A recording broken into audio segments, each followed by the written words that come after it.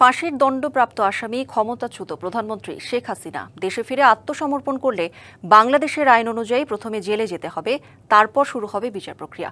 তাকে ফেরাতে কূটনৈতিক প্রচেষ্টা আগের মতোই অব্যাহত আছে। সোমবার পররাষ্ট্র মন্ত্রণালয়ের ব্রিফিংয়ে এসব কথা জানান পররাষ্ট্র প্রতিমন্ত্রী শামা ওবায়েদ।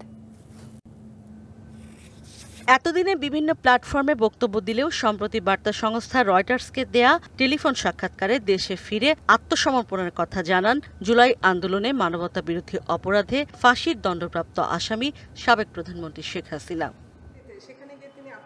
এ বিষয়ে জানতে চাইলে পররাষ্ট্র প্রতিমন্ত্রী বলেন, যেভাবেই আত্মসমর্পণ করুক আইন অনুযায়ী ব্যবস্থা নেওয়া হবে। তবে এ ধরনের কথা শুধুই নেতাকর্মীদের চাঙ্গা করতে বলছেন বলে মনে করেন শামা ওবায়েদ। বিদেশে বসে বক্তব্য দিচ্ছে, এগুলো তো আওয়ামী লীগের যারা নেতাকর্মীরা পালিয়ে আছে, লুকিয়ে আছে, তাদেরকে জাগ্রত করার জন্য, উজ্জীবিত করার জন্য বলছে। এছাড়া তো কোনো কারণ আমি দেখছি না।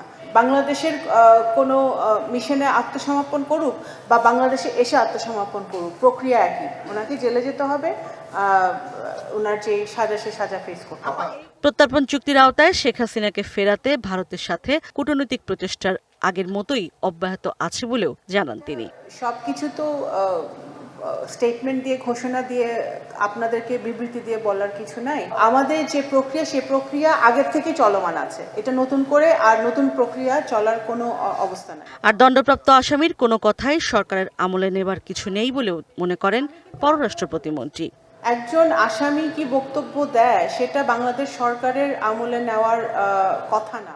Ishrat Jahan Urmi, DBC news, Dhaka.